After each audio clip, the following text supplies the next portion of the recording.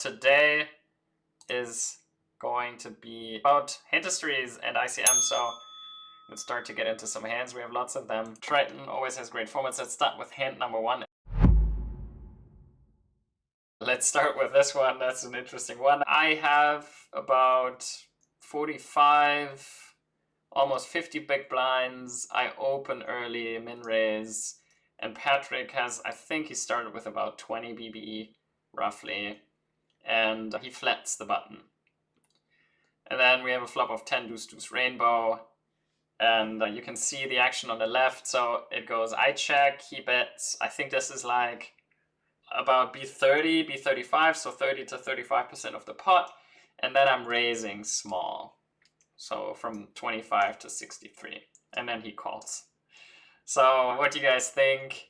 What I have. So I played the most donkish line in this, like I check raise the flop, I check call turn, and then I donk jam river.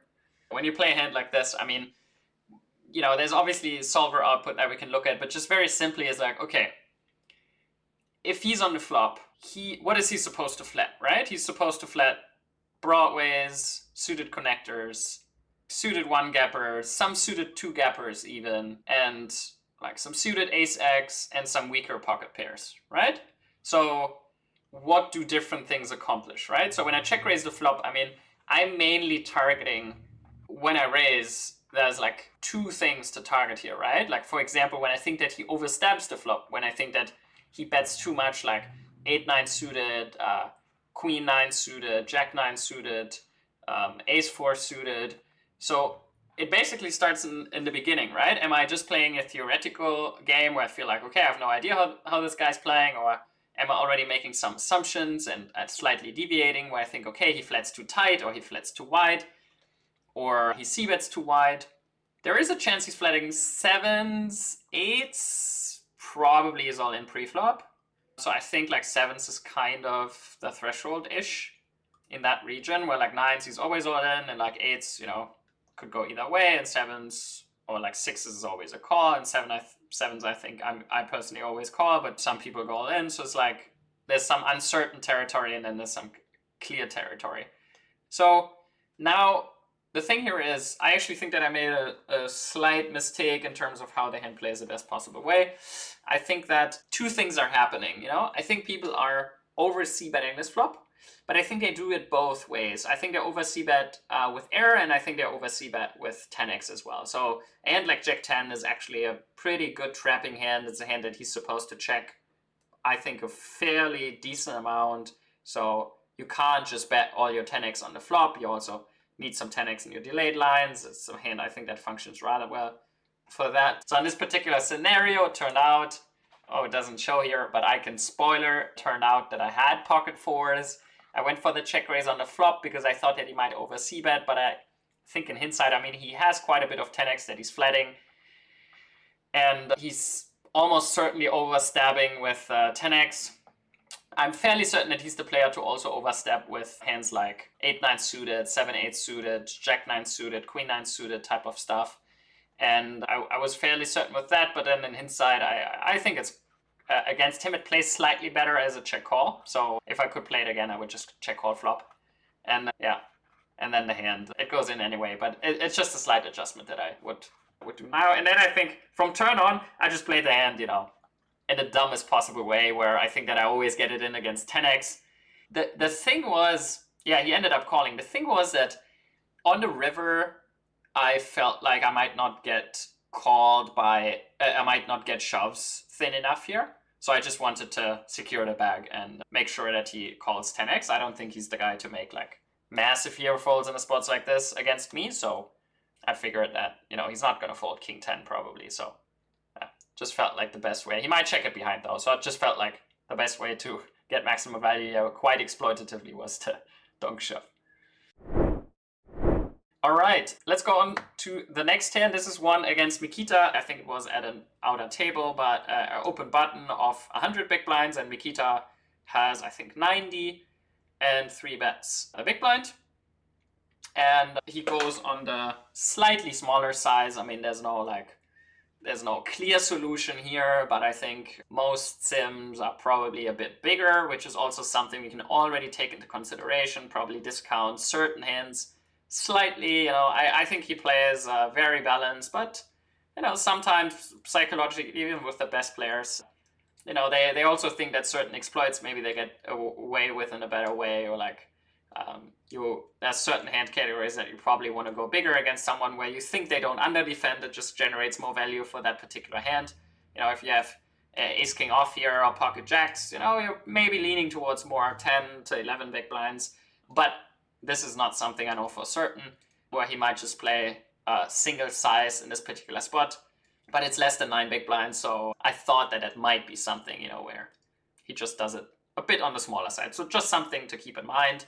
I defend against a 3-bet, which I will do in this particular spot. I mean, not chip a little bit tighter than chip BB, but yeah, fairly close, not too far away from it either. And yeah, we go to flop of 9-4 deuce rainbow. So he bets like B30 on the flop, B32 or 33 or whatever, so the third. I call, and turn is a queen of diamonds. He checks, I check, and river he bets like B30, yeah? And now, what if you would have to guess one hand? What do you think Mikita has? This is a good spot to go thin for value with B30, yeah? And that's something I think if you, the deciding factor in this hand, I think between, an okay player and a very good player is, as you can see here, Mikita has king 9 of spades, which I was surprised to see, to be honest. And I showed up with a king jack off. And so I rivered a pair. I have 2 backdoor flush draw blockers, which is actually slightly worse for my hand than better in terms of very theoretical thinking, I believe, in this spot. So if I'm on the flop against his B, my king jack off, I think that's below the indifference point if I play, if I think for chips. So in this particular spot, I think, I start folding my hand at like B40, B50. That's probably when, if I think from a chip EV theoretical range, probably at like B50 my hand basically pure folds, I guess. Like B60 I pure fold, something like that. And then B30 I continue mostly. That would be my guess. And it would matter. So let's see. Mostly, I think that if you play single size, a bigger size is better. If you play multiple sizes, of course, this B30 will find its way in there. Yeah, so I personally would prefer not to play too much B30 on this flop. But yeah, king 9 suited, not in the 3-betting range here. I select B25, and let's see, king jack off. So yeah, already, I mean that it's indifferent. I think it's mostly makes sense, not going to win a lot, and then it still has to defend some. King 10 off, even against 10 BB for chips, is a defend pre. I would have not defended in this particular scenario, so decided to call. And then turn, yeah, I just feel like when he checks there, I just feel my particular hand, I never really want to bet it. If I bet, I have to bet like B50 or whatever, but I really didn't like betting here with this particular combination of hand. And then the river is already a low frequency node, but after check on the river, he's not supposed to bet like his weakest value bet. Queen 6, actually. Now let's go to hand number 3. Kiatli opens early to 2.4 BB. I 3-bet the small blind to 10 BB. Right? Yeah, 10 BB, and we play like 60 effective or something like that. Right? 100. Yeah. Ish. 125, no, like 55. And he calls. Flop is king 3-3. I bet B25. He calls. Turn is the 10 of spades. I bet B30. He calls, and now he has half pot left. So it wasn't entirely geometric. Then on the river, I check. He bets half pot, leaving himself a chip behind, and I decide to call. It just felt like, I mean, now it's kind of, is this correct? 28. 28 feels like a bit too much, so B60, yeah, it's probably a bit smaller, but here where, I mean, it's actually, I think I had diamond, hearts and diamonds. Hearts, probably bad. Ace of hearts, queen of diamonds. I mean, ace of spades is obviously, like, having a spade is obviously a terrible call.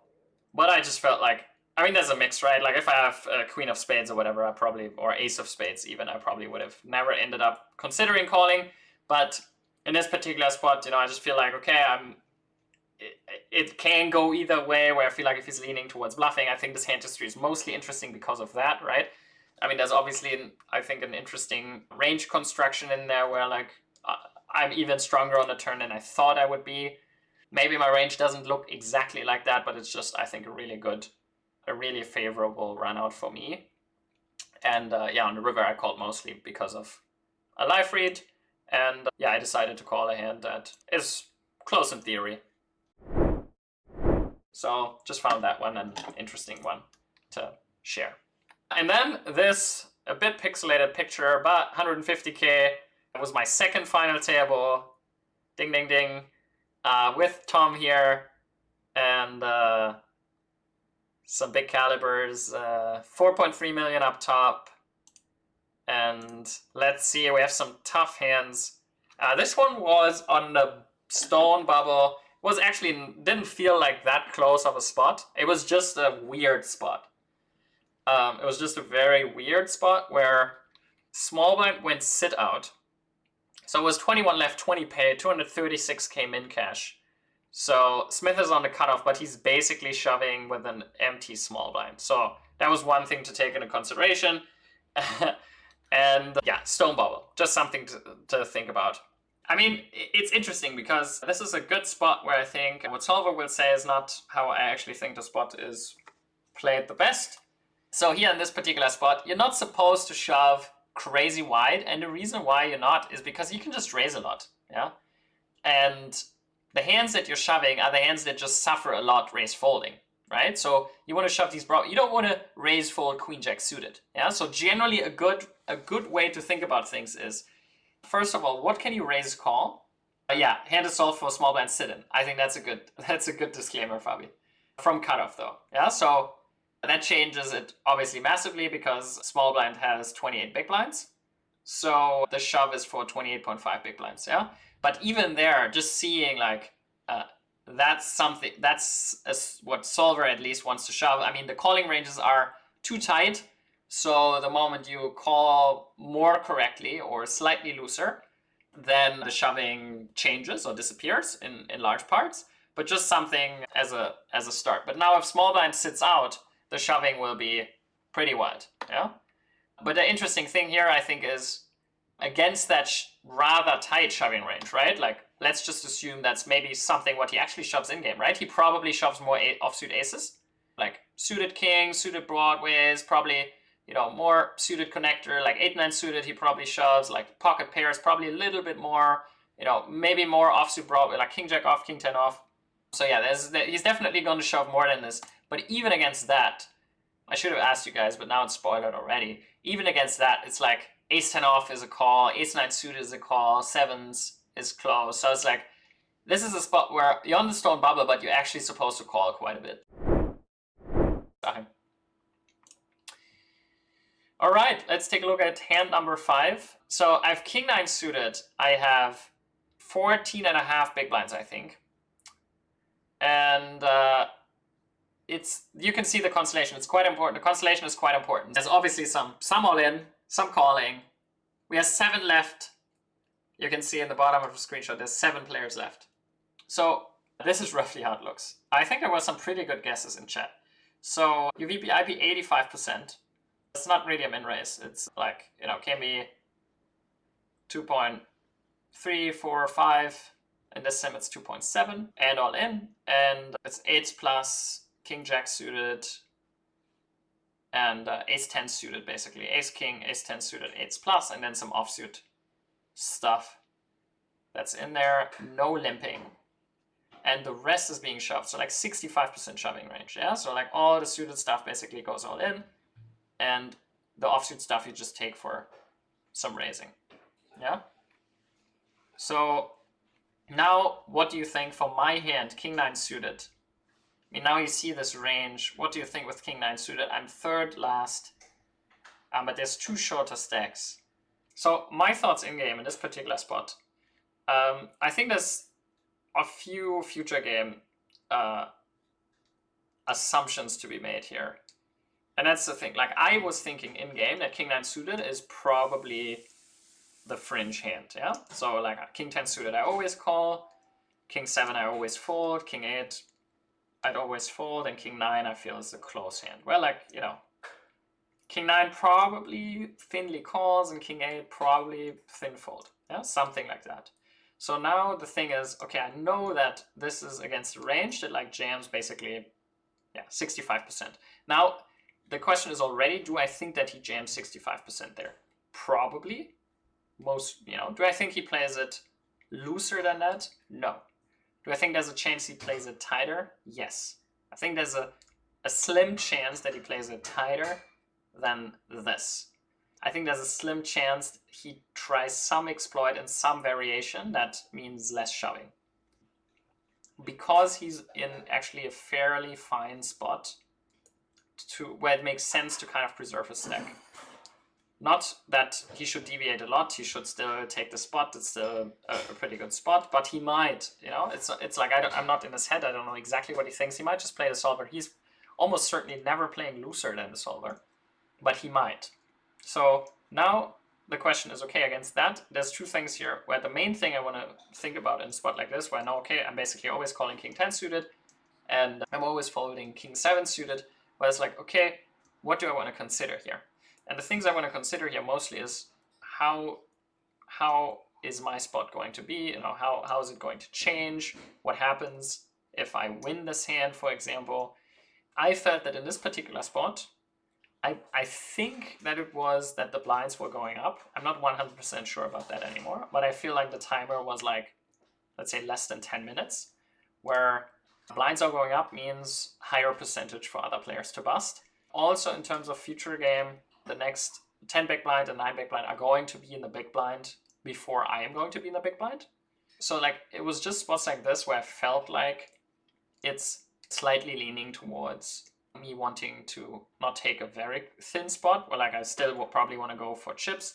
My spot is also not that great in case I double. There's going to be 3 short stacks. I'm pretty handcuffed. I can't do very much. I'm probably losing chips per 100 in that particular spot. Maybe because of edge, I might not, but probably I will.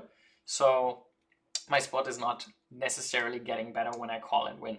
So I just felt like, as you can see here, King 9 suited is the fringe call. It's making a little bit more than I would want it to be, but I think all those things combined, where I think, you know, he might not jam 65, but there's a chance that he might not. Maybe he min raises a bit too much, you know, maybe he misses a little bit of it, maybe he even limps. I don't think he necessarily would, but maybe. And then on the other hand, I felt future game, I probably want to pass on a little bit here. So yeah, that's what I felt. I think in hindsight now, I think I'd move my line by 1 pip and probably call King 9 suited and fold King 8 suited as seen in the sim. So probably just call the sim basically. Last hand for today. This was an interesting one because small blind busted. So I'm raising cutoff first in ace 8 suited, and big blind is Aussie, but small blind busted. So it's the button is 12, big blind is 35, and I have ace 8 suited. And I actually, the first thing that I find difficult, and I'm not going to ask you guys about this one, just to explain to you, I actually ran, this must have been a few years ago, where I ran some sims around single big blind, and I've been very surprised by how tight the sims were. Sim that we have here is obviously a bit different because we have a bigger ante, right? That's actually something I underestimated a little bit. So here basically from the say-by button with like 2 players behind but out of position against the button, I play like 30%. I probably would have played like more 26% range or whatever. And this spot is interesting because I open and then Bryn shoves the button. And I think actually that in hindsight, I probably made a mistake here. In hindsight, I think that this is how his range should look like. So folding some suited aces, folding king jack off, folding some jack 10 suited, folding all ace 9 off basically, folding like also 10-9 suited pure, which Yeah, he might. But I basically think that the hands that are close here, he never folds. I think he probably never folds ace-9 off, never folds jack-10 suited, never folds ace-3 suited. So this is the correct calling range where ace-8 suited is borderline and is a fold. And I even had my open raising range a little bit tighter, so I was very firm that ace-8 suited is a fold. But I think the mistake I made is I thought that I played it a bit too much like what I think the equilibrium looks like. So I thought that the equilibrium looks like, okay, I open, high 20% from the cutoff. I think he shoves, something along those lines. Well, like he can never shove ace-8 off, and like some of the hands are close, like pocket fours you can't shove. And then, I don't think I can call ace-8 suited, and I also probably don't want to with future game implications here. It's kind of nice if Bryn busts, but also I'm preserving a 30 BB stack against weaker players. In that constellation, I'm actually not sure in which direction future game goes here, but I would think that it leans slightly towards it being slightly better to preserve rather than to force it. But maybe not, actually. Maybe it doesn't matter here. But nevertheless, I just thought ace-8 suited is like break even or maybe even slightly losing. But thinking about what I think he shoves, it might not be. So I think adjusting now to like I should have thought a bit more about what I think he actually shoves. And I think when I think about what he actually shoves, ace-8 suited is a call. So I probably should have went with, in regards to EV here, probably calling something in the vicinity of plus 0.1 BB looser, where like ace-7 suited gets close, ace-8 suited is a call, and king-jack suited is a call. And yeah, I think that would have been the correct adjustment here. So yeah, those were the hands. So guys, I really enjoyed the session. Thanks for joining. I hope that you guys enjoyed it, that there were some interesting thought processes. Also, maybe some insights into how I'm thinking in poker hands and how I approach Triton.